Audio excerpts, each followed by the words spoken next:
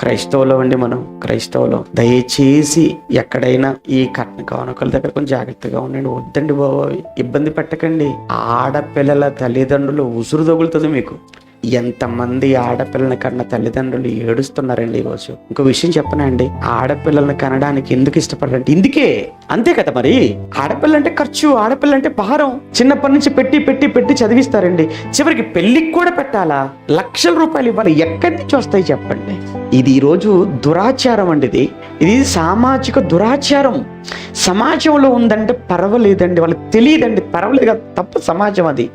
క్రైస్తవ్యంలో ఏంటిది దారుణం? ఎంతమంది చెప్పగలరండి, నా కొడుకుడు 1 రూపాయి కూడా నేను ఏది ఆశించకుండానండి మంచి కోడలు తెచ్చుకుంటాను అని చెప్పగలిగిన వాళ్ళు ఎంతమంది ఉంటారు చెప్పండి? అడిగి చూడండి క్రైస్తవ సమాజంలో. ఏమండి, అబ్బాయి ఎలాంటి వాడైనా గుణవంతుడైన వాడు కావాలండి, నాకు అమ్మాయి గుణవంతురాలైతే చాలండి అని చెప్పగలిగిన క్రైస్తవ కుటుంబాలు కరువైపోతున్నాయి.